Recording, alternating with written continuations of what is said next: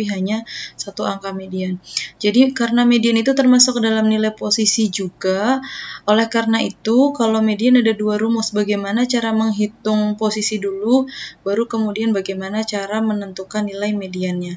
Rumus untuk mendapatkan posisi median adalah N plus 1 per 2. N plus 1 itu, N itu adalah jumlah sampelnya, ditambah 1 kemudian dibagi 2. Nah, ini contoh datanya. Jika datanya ganjil 1, 2, 3, 4, 5, 6, 7, 8, 9. Bagaimana cara menentukan posisinya? N plus 1 berarti ada 9 ditambah 1, 10. 10 bagi 2, 5. Berarti posisi mediannya 5. Nilai mediannya berapa? Kita hitung posisi kelima. 1, 2, 3, 4, 5.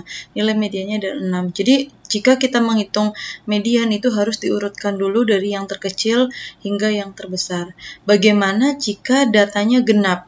Yang di atas ada 9 responden, yang di bawah ada genap. Ada berapa? 1, 2, 3, 4, 5, 6, 7, 8. Ada genap. Maka cara kita menghitungnya adalah kita urutkan. Yang pertama kita urutkan dari yang paling kecil ke yang paling besar. Kemudian mediannya kita hitung posisinya N plus 1 per 2, 8 plus 1 per 2 itu 4,5. Nah, kita pegang dulu, caranya seperti ini. Kita pegang dulu posisi keempat. 1, 2, 3, 4. Ternyata 60, berarti 60 ditambah 4,5 itu tinggal berapa? 4-nya sudah dipakai, berarti tinggal setengah.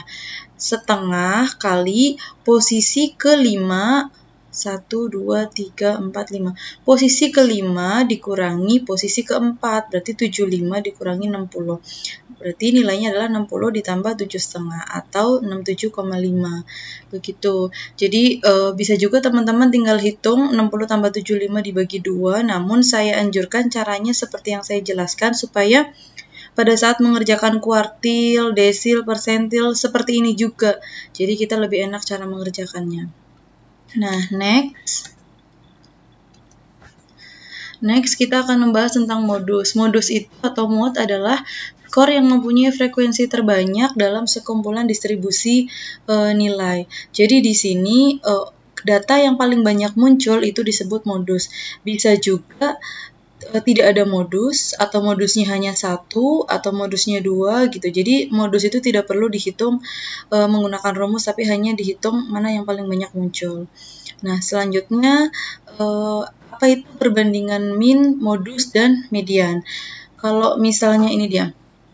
Kalau misalnya min, dia itu mempertimbangkan semua nilai. Jadi dari paling ujung, dari paling pertama sampai paling terakhir itu dibawa datanya.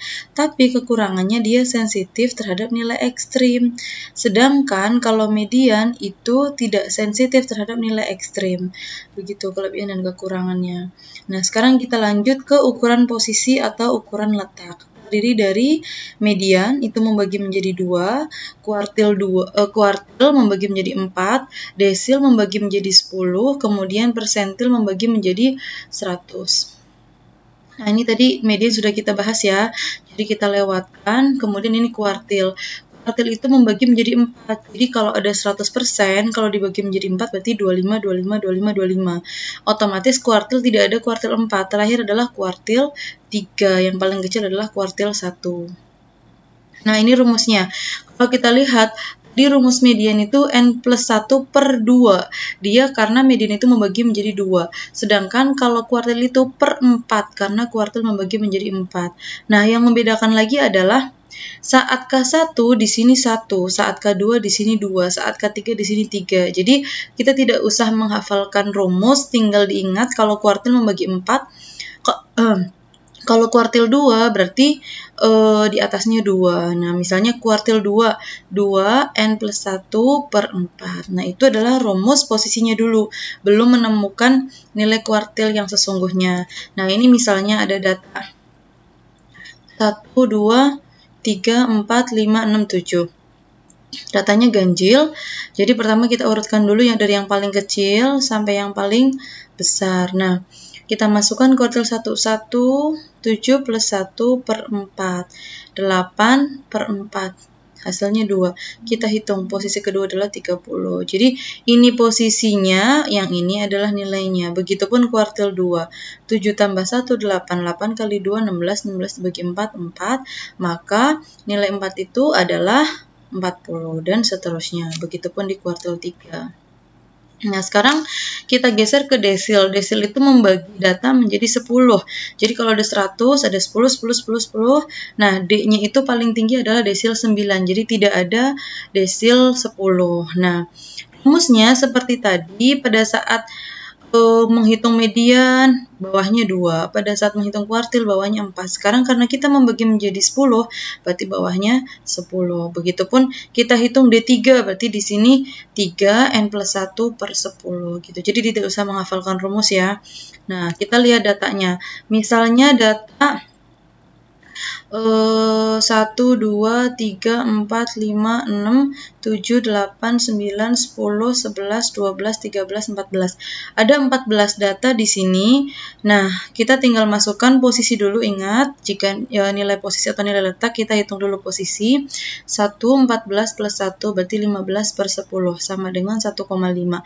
Nah, ingat-ingat kalau 1,5 berarti kita pegang dulu posisi 1 berarti 2 ditambah setengah dari posisi 2 dikurangi posisi 1 berarti 3 minus 2 berarti 2 ditambah 0,5 karena 0,5 dikali 1 adalah 0,5 berarti 2 ditambah 0,5. Nah, jadi ini adalah nilai posisinya, ini nilai desil satunya gitu ya. Jadi ada dua pekerjaan kalau kita sedang menghitung ukuran posisi atau ukuran letak. Nah, selanjutnya kita akan menghitung ukuran posisi yang keempat, yaitu persentil. Persentil itu membagi menjadi 100, berarti rumusnya jika saya menghitung persentil 40, berarti 40 N plus 1 per 100. Demikian. Nah, sekarang kita lanjut ke ukuran penyebaran. Ukuran penyebaran terdiri dari ini dia, range, mean deviasi, standar deviasi, varian, dan koefisien variasi. Nah, yang pertama di range. Range adalah selisih dari nilai tertinggi dengan nilai terendah. Jadi, menghitungnya adalah nilai maksimal dikurangi nilai minimal. Jadi, kalau saya sedang menghitung berat badan, berarti yang paling gemuk dikurangi yang paling kurus. Kalau saya sedang menghitung tekanan darah, berarti yang paling hipertensi dikurangi yang paling hipotensi. Begitu. Kemudian, mean deviation atau simpangan rata-rata. Jadi di sini tandanya X tapi ada tanda mutlaknya. Mutlak itu artinya nih, harga mutlak adalah nilai dengan tidak memandang positif atau negatif. Semuanya dianggap positif. Harga mutlak dari X biasanya ditulis dengan X tanda mutlak. Nah, ini dia rumusnya mean deviation atau simpangan rata-rata. Sigma XI min X bar per N. Nah, ini misalnya ada data nih, 8, 17, 22, 10, 13. Jadi ini tidak perlu kita urutkan karena kita tidak sedang mengerjakan ukuran posisi seperti tadi. Nah, yang pertama, misalnya kita hitung dulu. Kan tadi rumusnya adalah XI min X bar. Ini adalah XI-nya, yang ini XI. Nah, kita hitung X barnya atau rata-ratanya dulu. Berarti 8 ditambah 17 ditambah 22 ditambah 10 ditambah 13. Hasilnya dibagi 5, hasilnya itu adalah 14. Kemudian bagaimana kalau kita tidak menggunakan tanda mutlak? Berarti kan XI min X bar. XI-nya 8. Berarti 8 dikurangi 14. Kemudian 17 dikurangi 14. 22 dikurangi 14, 10 dikurangi 14, dan 13 dikurangi 14 per 5. Nah, karena 8 kurangi 14 pasti minus. Kemudian 17 kurangi 14 plus. 22 kurangi 14 plus 8. Nah, di sini ada minus lagi. Otomatis min 6 ditambah 3 ditambah 8 minus 4 minus 1 itu hasilnya pasti 0. Oleh karena itu, makanya kalau mean deviation itu atau simpangan rata-rata dicari terlebih dahulu harga mutlaknya sehingga besarnya simpangan rata-rata sebagai berikut. Jadi 8 kurangi 4 positif 6. 17 kurangi 14 positif 3. Positif 8, positif 4, positif 1 dibagi 5. Hasilnya simpangan rata-ratanya adalah 4,4. Nah, kemudian Selanjutnya simpangan baku atau standar deviasi. Di sini simpangan baku saya jejarkan dengan varians karena rumusnya itu hanya berbeda di akar saja. Jadi kalau kita sudah dapat standar deviasi, mau ke varians tinggal dikuadratin. Kalau kita punya varians mau ke standar deviasi tinggal diakarin. Nah, contoh datanya seperti ini.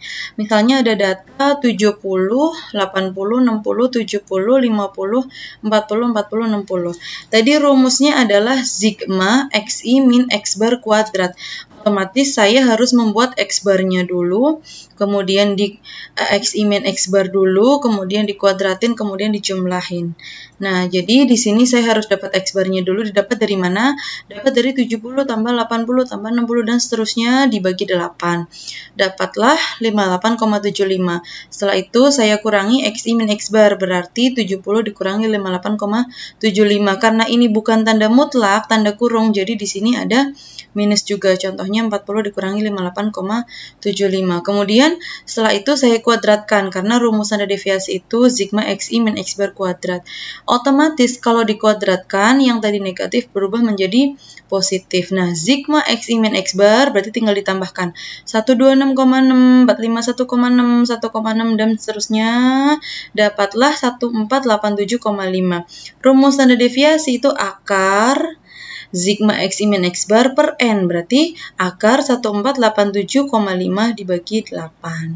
Nah, begitupun varians. Varians tanpa akar, berarti tinggal 1487,5 dibagi 8. Nah, bagaimana untuk koefisien varians? Koefisien variasi itu untuk mengetahui variabel mana yang lebih bervariasi, mana yang lebih heterogen. Jadi harus ada dua variabel. Nah, di sini saya ingin membandingkan antara harga motor bekas dengan harga ayam. Rumusnya koefisien variasi itu adalah standar deviasi per x bar kali 100%. Standar deviasi tadi sudah saya jelaskan ya gimana caranya. Nah, berarti kita tinggal hitung rata-rata dari harga motor dan rata-rata dari harga ayam. Yang ini adalah standar deviasi dari harga motor, ini standar deviasi dari harga ayam. Nah, berarti koefisien variasinya 395,285 dibagi 4,5 juta kali 100 hasilnya 8,78. Yang ini 192 per 770 dikali 100% hasilnya 24,9%. Otomatis CV motor itu kurang dari koefisien variasi ayam, artinya yang lebih bervariasi itu adalah harga ayam. Nah, demikian yang dapat saya sampaikan. Terima kasih. Wassalamualaikum warahmatullahi wabarakatuh.